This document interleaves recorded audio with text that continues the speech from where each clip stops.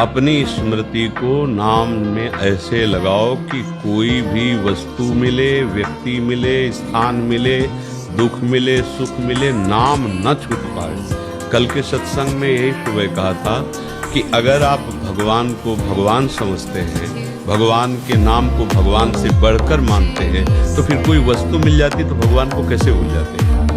कोई व्यक्ति मिल जाता, कोई भोग मिल जाता, कोई विषय मिल जाता है, तो एक तरफ भगवान की याद है, एक तरफ वो विषय, आप भगवान की याद भूल जाते हो, विषय स्वीकार करते, तो हुआ ना भगवान से बड़ा विषय तुम्हारी दृष्टि में। ये गलती हम लोग करते हैं। साधक है, संयम से रहो, व्यायाम करो, भजन करो, सत्संग सुनो। क्या मुर्दे जैसा जीवन, जो इंद्री जैसा चाहे वैसा काम कर दे, जैसा चाहे वो हमें शोक दे दे, दुख दे।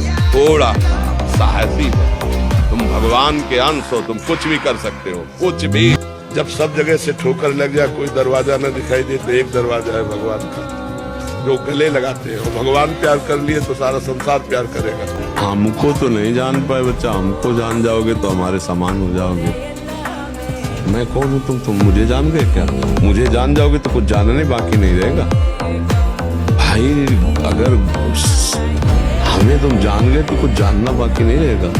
बस इतनी बात तुम समझ लो।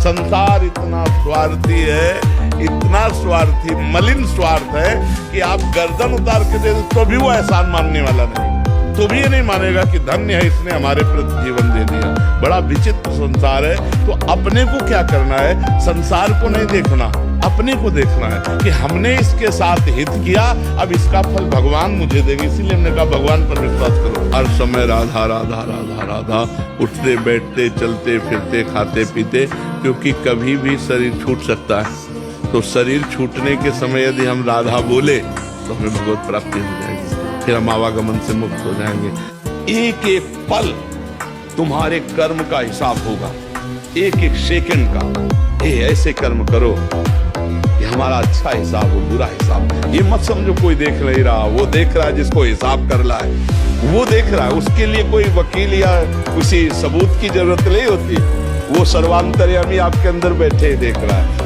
संसार इतना स्वार्थी है, इतना स्वार्थी, मलिन स्वार्थ है कि आप गर्दन उतार के दे तो भी वो एहसान मानने वाला नहीं, तो भी ये नहीं मानेगा कि धन्य है इसने हमारे प्रति जीवन दे दिया। बड़ा विचित्र संसार है। तो अपने को क्या करना है? संसार को नहीं देखना, अपने को देखना है कि हमने इसके साथ हित किया, अब इसका फल भगवान मुझे देंगे। इसीलिए हमने कहा भगवान पर विश्वास करो।